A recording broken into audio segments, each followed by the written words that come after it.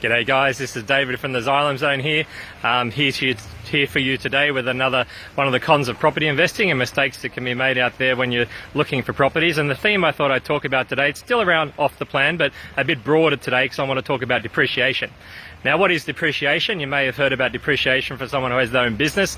They may have tools that they use in their trade, and as a result, choose to generate their income, and those tools can be written off against their income, and they get a tax benefit. It might be for your uniform. There's a whole range of different things that people use in business.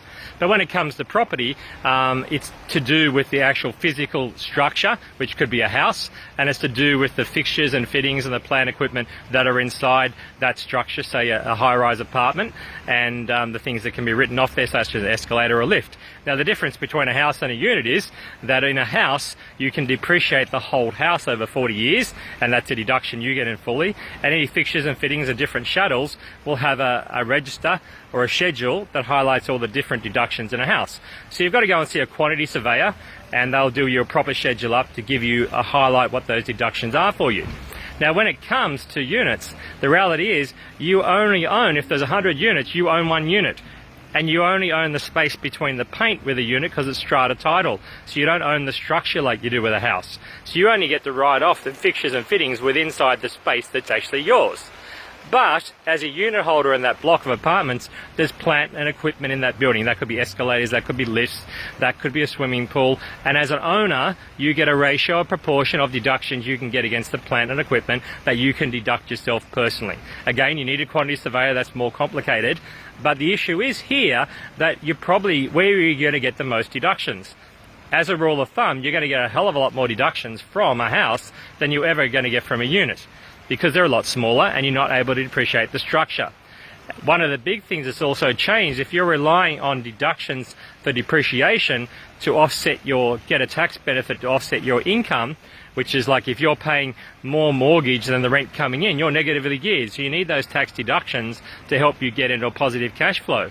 But if you don't understand how this works, you could be thinking you're going to get a lot more deductions than you're going to get. So this is the mistake people make. They think, well, my deductions will help me make the property positive, but because they haven't chosen the right property or fully understood the strategy, they end up being out of their pocket. And a big thing that's happened in the last couple of years is depreciation. Historically, you got regardless of the age of the property. In the last few years, you now only get your depreciation up front to offset your income if the property is new or up to 6 months old. So if you bought a property that's 2 years old, you're not going to get those deductions offset against your income. You're going to get them offset when you sell the property. So if you're basically not planning to sell that property for 5, 10, 15 years, and in that time you're hoping to minimize your income and work less, you're not going to have much of an offset there anyway, and you don't get the benefit in the short term. So that means, what's the issue? You have now got to carry that negative cash flow out of income out of your own pocket. So it's crucial you understand your depreciation and also your deductions.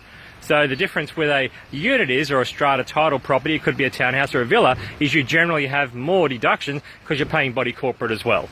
And body corporate can also carry things like swimming pool, concierge, and you get some pretty huge deductions. But the reality is, to get a huge deductions, you've got to cover that expense. You may be paying $5,000 to $10,000 a year to carry that property.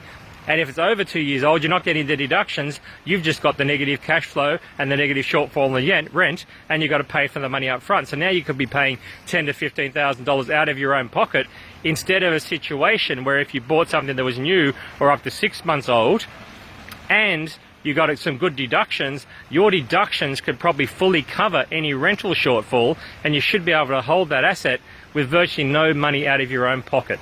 So again, the mistake is people don't understand this principle when they buy, and the reality is they then go and buy and they find out they've got a real cash flow issue that puts them under pressure. And the reality is then when something goes wrong in their life or changes, they go, this friggin' property, it's really making my life hell. I can't afford to hold it, sucking me dry, I can't go on holidays, all these different things. But it's because they didn't understand these principles before they started. So you see a quantity surveyor, get a schedule done, find out the age of the property before you buy, make sure you've got a good analyzer that you can run your numbers, or a good coach that can help you work through that, and you can avoid these problems before they happen.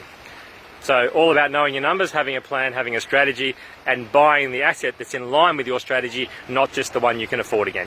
So that's it, guys. Hopefully that's been useful today. It's a little bit of a complex area, but you need to understand it and make sure you've got the right concepts in place before you jump in. Thanks again. Hopefully that's been useful. Have a great day. See you for now from David from the Xylem Zone. Ciao.